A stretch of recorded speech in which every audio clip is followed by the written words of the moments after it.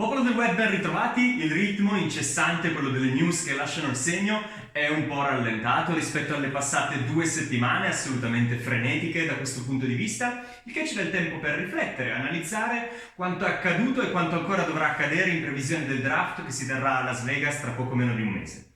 In questo video vediamo quelle che secondo me sono le squadre che sino ad ora si sono rinforzate di più durante la free agency. Se vi piace quello che faccio, considerate la possibilità di iscrivervi al canale e di cliccare la campanella per rimanere aggiornati sulle uscite dei prossimi video. Io sono Alberto, grande appassionato di football americano, e questa è la mia NFL. Una squadra che secondo me si è rinforzata moltissimo sono i Buffalo Bills che al di là della splashy move di acquistare Von Miller, di cui abbiamo già parlato, acquistano anche due eccellenti interior defensive linemen che sono Tim Settle e Daquan Jones, che vanno a rinforzare il comparto della difesa contro le corse di Buffalo, di cui entrambi, Jones e Settle, sono due veri e propri specialisti. A queste mosse si aggiunge anche l'acquisto di Roger Saffold, una guardia dai Tennessee Titans, che nelle ultime stagioni è sempre stata molto affidabile, e O.J. Howard, receiving tight end dai Tampa Bay Buccaneers, che è vero ha fatto un po' fatica sin qui, però in quanto a qualità delle mani non si discute assolutamente. Buffalo Bills che erano i favoriti nella AFC East e si confermano tali dopo questi movimenti. Buonissimo lavoro sin qui anche da parte dei Miami Dolphins che in realtà all'inizio ci avevano fatto storcere un pochettino il naso con alcune mosse diciamo discutibili. Il contratto di 4 anni, 65 milioni dato a Emmanuel Ogbah, un giocatore che l'anno scorso a Miami ha fatto anche più che discretamente e che però nelle franchigie in cui era transitato nelle passate stagioni aveva fatto davvero fatica a lasciare un segno, un segnale tangibile della propria presenza. Sono quelle cose che lasciano sempre un po' il dubbio, no? Una singola stagione ad alto livello rispetto a un passato, diciamo così. Ad ogni modo, a questa operazione sono seguiti l'acquisto di Chase Edmonds e Raheem Mostert, che andranno a formare il nuovo running back duo per coach Mike McDaniel in arrivo dai 49ers, l'acquisto di Cedric Wilson, un ricevitore che l'anno scorso ha impressionato in positivo a Dallas, ma soprattutto quelle che sono le mosse che risulteranno secondo me più influenti sono l'acquisto di Connor Williams e soprattutto di Terron Armstead, quello che certamente era il miglior left tackle in circolazione tra i free agents. Due acquisti che permettono ai Miami Dolphins di rifondare, di rinnovare completamente quella che era una linea d'attacco che nelle passate stagioni era stato il vero e proprio tallone d'Achille per Miami. E in più la mossa devastante, quella di cui vi parlavo pochi giorni fa, ovvero l'acquisto di Tyreek Hill dai Kansas City Chiefs. Insomma, Miami Dolphins che avevano già una difesa più che discreta. Se Tua dovesse fare il salto di qualità necessario a quarterback, potrebbero dare parecchio fastidio ai Buffalo Bills nella AFC East. Un'altra squadra che aveva letteralmente l'obbligo di rifondare per intero la propria offensive line erano i Cincinnati Bengals, la cui linea d'attacco in effetti nelle passate stagioni aveva creato non pochi problemi al quarterback Joe Burrow e per estensione a tutto il resto del loro attacco, e a mio modestissimo parere i Cincinnati Bengals sono riusciti perfettamente nell'intento. Hanno infatti acquistato Alex Kappa, una guardia destra dai Tampa Bay Buccaneers, un giocatore di grande talento che ha bloccato per Tom Brady nelle ultime 2 stagioni.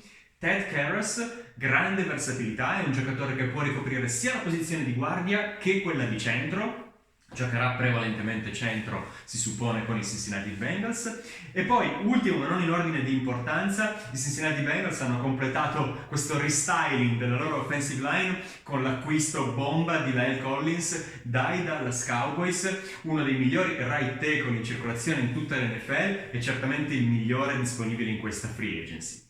Un'altra mossa, non così altisonante ma che può avere effettivamente un risvolto positivo, è l'acquisto di Hayden Hurst, un tight end dagli Atlanta Falcons. Hayden Hurst che ha l'obbligo di sostituire soprattutto quello che era un personaggio diventato ormai più che altro il leader carismatico dello spogliatoio dei Cincinnati Bengals, quel CJ Uzomah che ha lasciato i Cincinnati Bengals direzione New York Jets in questa off-season. Hayden Hurst, lo sappiamo, l'attacco dei Bengals non ruota esattamente attorno alla produzione offensiva dei propri tight end, ma insomma, vista la qualità di quelle mani, è certamente un giocatore che può lasciare un segno positivo. Rimaniamo in AFC North, una delle squadre che si è aggiunte di diritto alla lista delle contenders per la prossima stagione e quelle successive sono senza dubbio i Cleveland Browns. Cleveland Browns, di cui abbiamo già parlato diffusamente, il loro acquisto di Amari Cooper dai Dallas Cowboys e soprattutto di Deshaun Watson dagli Houston Texans sono certamente le mosse che sposteranno di più per i Browns nella stagione 2022 e oltre. Oltre a queste due operazioni si aggiunge anche la firma di Jacoby Brissett, uno dei migliori backup quarterback in circolazione, un quarterback, Jacoby Brissett, che avrà il compito di sostituire Deshaun Watson qualora quest'ultimo, come probabile, dovesse ricevere una sospensione da parte dell'NFL, quindi Brissett che giocherà un numero di snap comunque consistente e in quanto a quarterback, per così dire, rincalzi, si poteva certamente fare di peggio. I Denver Broncos sono un'altra squadra che si è rinforzata moltissimo durante l'off-season. L'acquisto di Russell Wilson dai Seattle Seahawks è un qualcosa che cambia tutto per i Broncos offensivamente, anche dal punto di vista dei traguardi che si vogliono raggiungere. I Denver Broncos passano dall'essere una squadra middle of the pack ad essere loro pure una delle principali contendenti al titolo per la prossima stagione. Oltre all'acquisto di Russell Wilson è arrivata anche la firma di DJ Jones, che nonostante sia un interior defensive lineman è in realtà un pass rusher più che discreto, ha ammassato una quantità notevole di quarterback pressures la passata stagione, e la firma col brividino di Randy Gregory dai Dallas Cowboys. Insomma, Denver Broncos, una difesa già più che discreta che si è rinforzata ulteriormente e un attacco che finalmente sembra destinato a fare scintille con un quarterback di alto livello.